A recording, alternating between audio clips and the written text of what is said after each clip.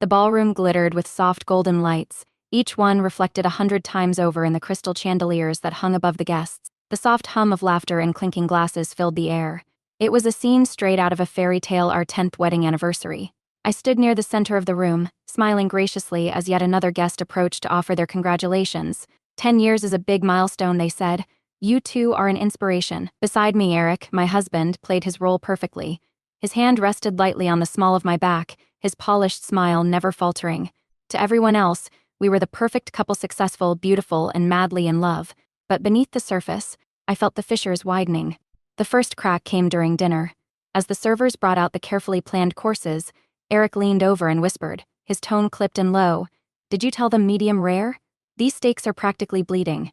I did, I replied softly, my voice careful. But I can ask the chef.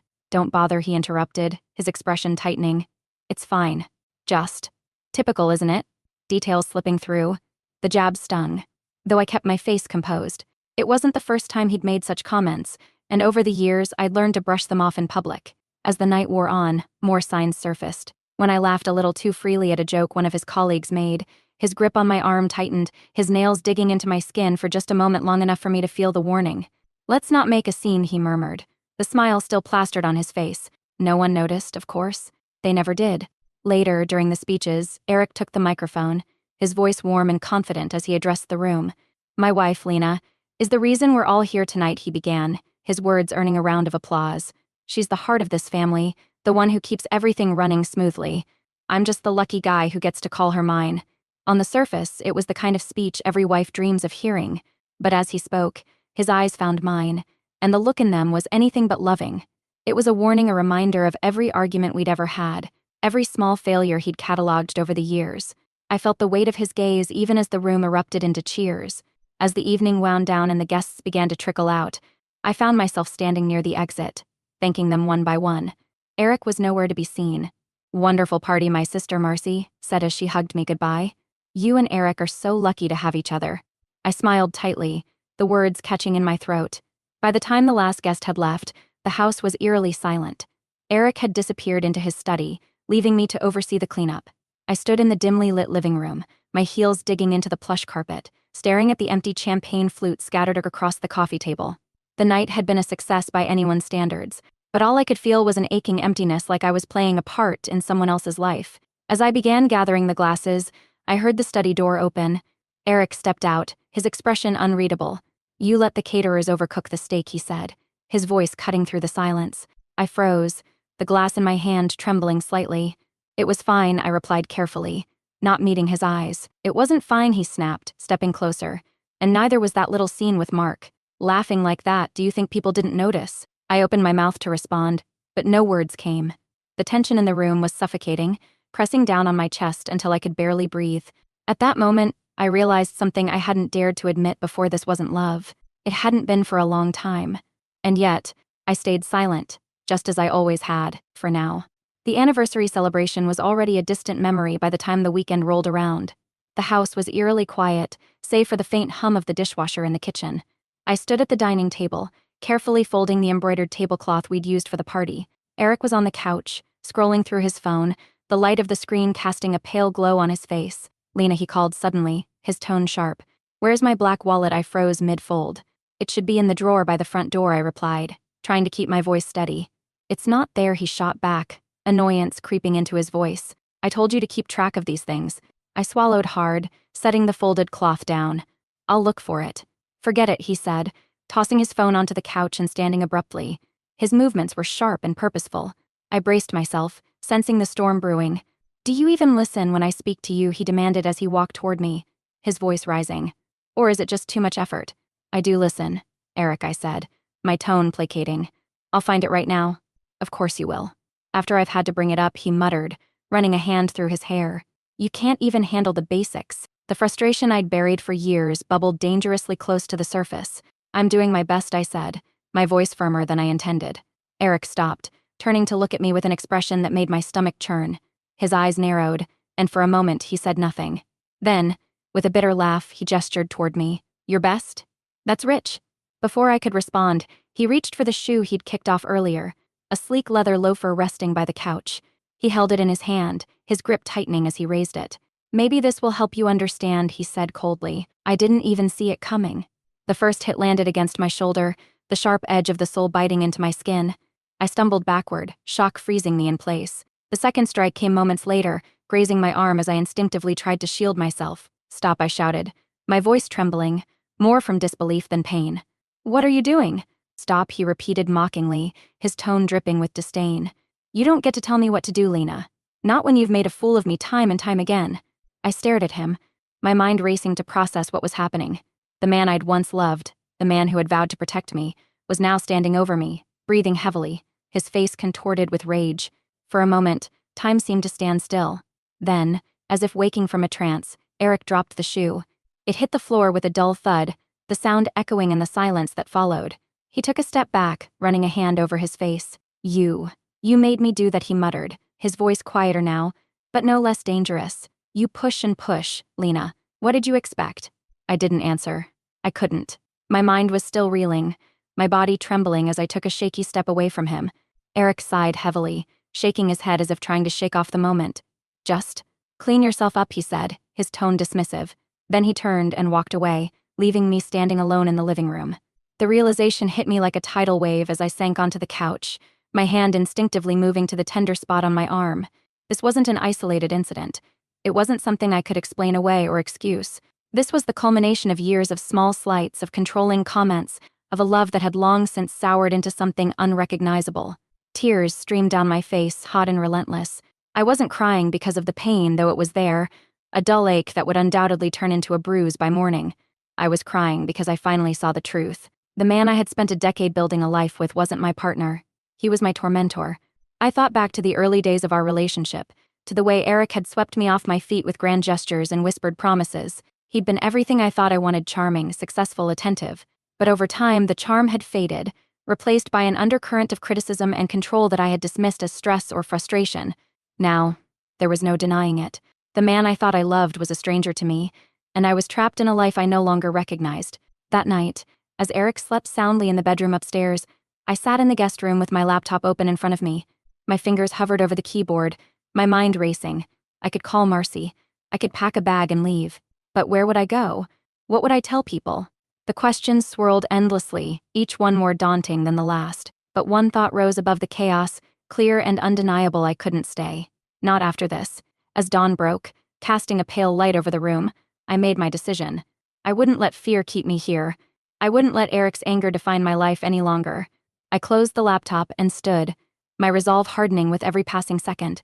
The first step would be the hardest, but I was ready to take it. The next morning, I stood in front of the bathroom mirror, staring at the faint purple bruise forming on my upper arm. I touched it lightly, wincing at the sharp sting. It was the kind of mark that would be easy to hide under a long-sleeved shirt, easy to explain away if someone noticed, but I wasn't interested in hiding it anymore. Eric was still asleep upstairs, his heavy snores filtering faintly through the walls.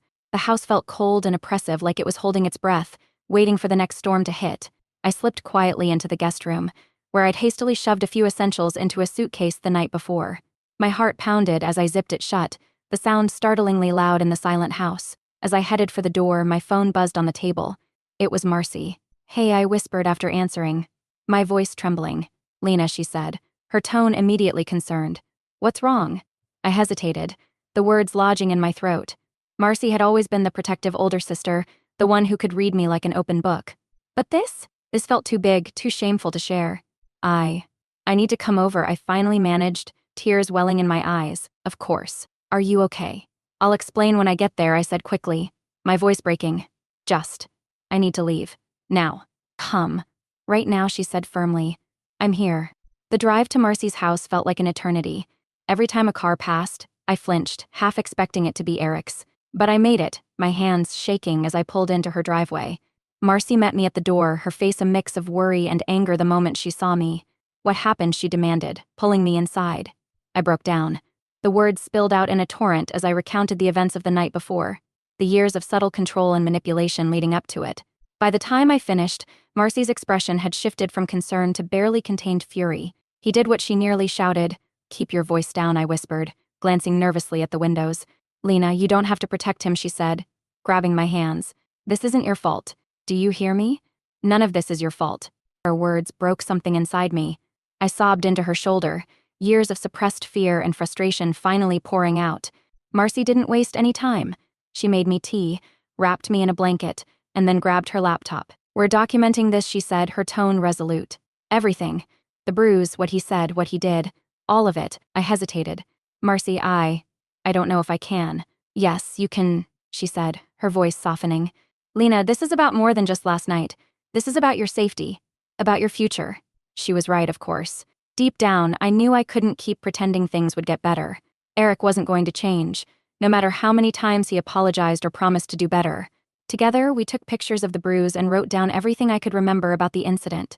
It felt strange, almost clinical, to catalog the pain and fear, but it also felt empowering, like I was reclaiming a part of myself. By midday, my phone rang. It was Eric. I stared at the screen, my heart racing. "Don't answer," Marcy said sharply, but I couldn't help myself. I needed to know what he would say. "Hello," I said, my voice shaky. "Lena," Eric began, his tone unnervingly calm. "Where are you?" "I'm with Marcy," I replied, my hand tightening around the phone. There was a pause. Then, "Lena, come home. We need to talk." "No, Eric," I said, my voice firmer now. "There's nothing to talk about." "Don't be dramatic," he snapped, his calm facade slipping. "I lost my temper, okay? It happens. But we can work through this." "You hit me," I said, the words feeling heavy and strange in my mouth. "That's not something you just work through." "I didn't mean to," he said quickly, his tone shifting to one of practiced remorse. "You know I love you, right? I was upset. It won't happen again." The familiar pattern of gaslighting and manipulation was painfully clear now. He wasn't sorry for what he'd done, he was sorry he might face consequences for it. "I need time, Eric," I said, refusing to let him pull me back in. "Don't call me again." Before he could respond, I hung up, my hands trembling. Marcy placed a reassuring hand on my shoulder. "He's trying to manipulate you. Don't let him." "I won't," I said, my voice steady despite the fear still churning inside me. Over the next few days, I stayed with Marcy, leaning on her strength as I began to rebuild my own. I called a lawyer, who assured me that I had options, legal protections that could keep Eric at a distance. Each step felt like climbing a mountain, but with every call I made and every piece of evidence I documented, I felt a little stronger. For the first time in years, I started to believe that I could take control of my life again. The days that followed were a whirlwind of fear, determination, and discovery. Staying at Marcy's house gave me a haven, but it also gave me space to really think about everything that had led me to this moment. Each memory was like a piece of a puzzle, slowly assembling into a picture I could no longer ignore. Eric's outbursts hadn't started overnight. They'd been subtle at first, wrapped in excuses that seemed harmless at the time. "I'm just stressed, Lena. You know I didn't mean it like that.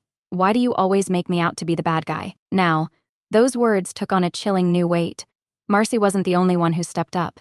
Her husband, Greg, a quiet but fiercely loyal man, had been nothing but supportive. "I've seen the way he looks at you," Greg said one evening as we sat around the kitchen table. "It's not love, Lena. It's control." Hearing that from someone outside my immediate circle was sobering. Greg had always been polite to Eric but distant, and now I understood why. "Thanks, Greg," I murmured, my voice thick with gratitude. He nodded. "You don't have to do this alone. Whatever you need, we're here." One evening, while sorting through the emails and messages I'd saved from my shared account with Eric, I stumbled upon something that sent a chill down my spine. An email from Eric's work account, marked urgent, had been sent to his lawyer just a month earlier. The subject line read "Prenup Enforcement Query." I clicked on it, my hands trembling. The email detailed Eric's inquiries about enforcing the terms of a prenuptial agreement I'd signed years ago, something I'd almost forgotten about. Back then, it had seemed like a formality, a small sacrifice to ease his concerns about protecting his assets. But now, rereading the clauses he'd insisted on, it was clear this wasn't about protection, it was about control. The agreement stated that in the event of a divorce, I'd leave with virtually nothing. He had planned for this. The realization was a punch to the gut, but it also fueled my resolve. This wasn't just about his temper. This was about power, about stripping me of my autonomy and leaving me with no way to stand on my own. With Marcy's help, I contacted a domestic violence advocate who connected me with a pro bono lawyer.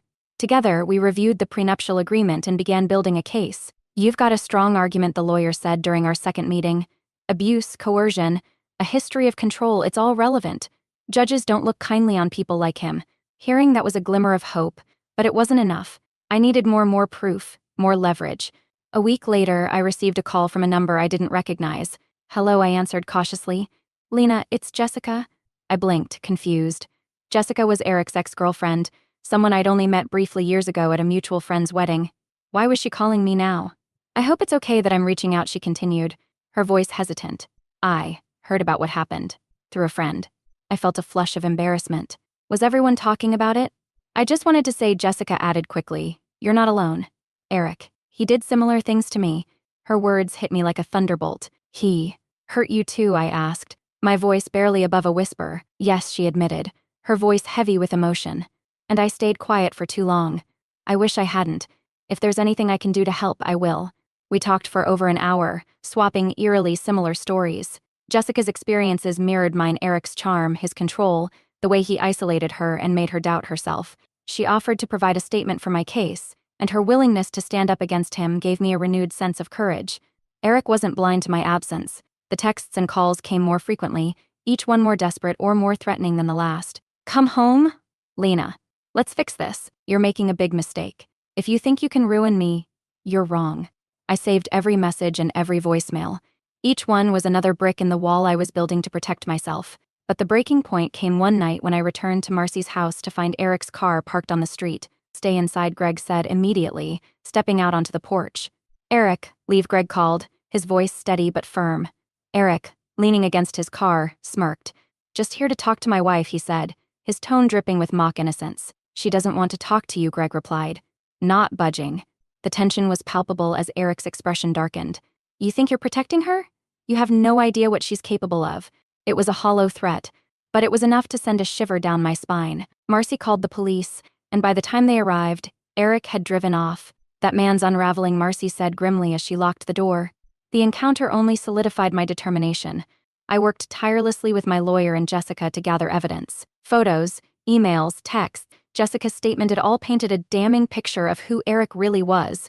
The final piece of the puzzle came when we discovered financial discrepancies in Eric's business accounts. My lawyer flagged them during a routine search, and while the details were murky, they suggested fraud. Use this carefully, my lawyer advised. It's leverage, not a weapon.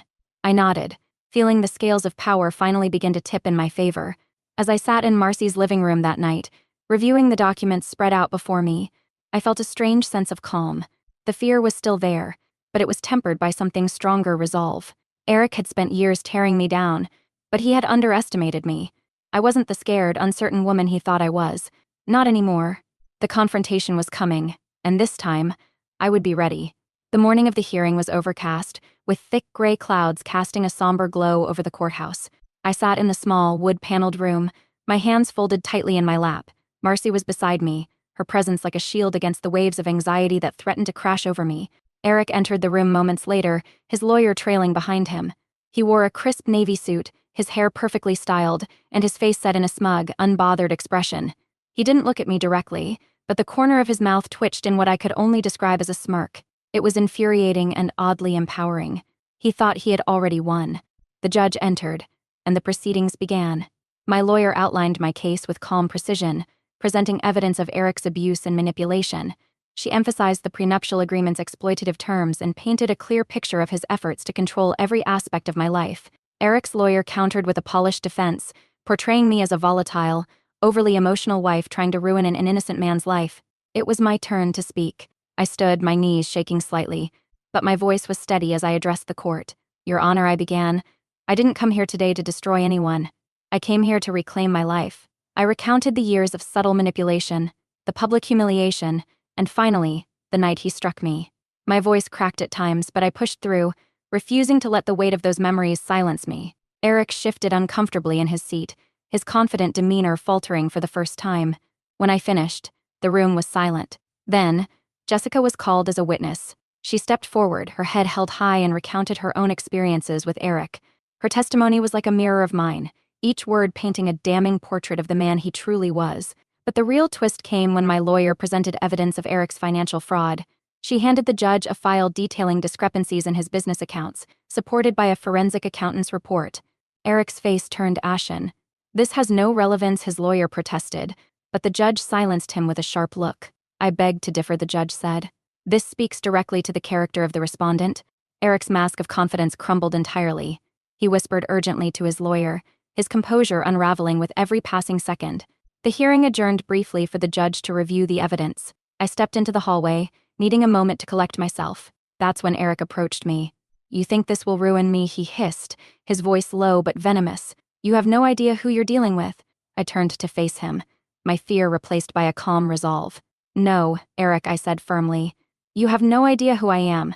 For years, I had let him define me, let his anger and control shape the person I saw in the mirror. But not anymore. "You're not untouchable," I continued, my voice rising. "You can't gaslight your way out of this. Not this time." His jaw tightened, his eyes narrowing in fury. But he didn't respond. He had no power here, not anymore. When the hearing resumed, the judge delivered her ruling.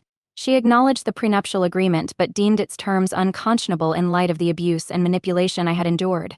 She granted me a fair settlement, enough to rebuild my life without the shadow of financial dependence on Eric. The judge also referred the evidence of Eric's financial misconduct to the appropriate authorities for further investigation.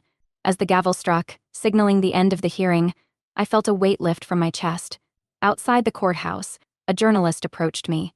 The case had garnered some attention, and Eric's reputation was already beginning to crumble under the weight of the truth. "Ms. Taylor," the reporter began, "do you have any comment about today's decision?" I thought for a moment before answering. "I just want people to know that it's never too late to stand up for yourself," I said.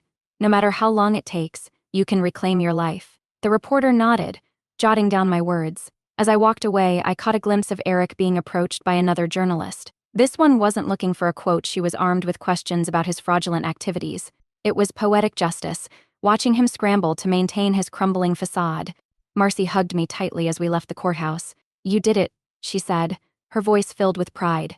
"I did," I replied, a small smile breaking through.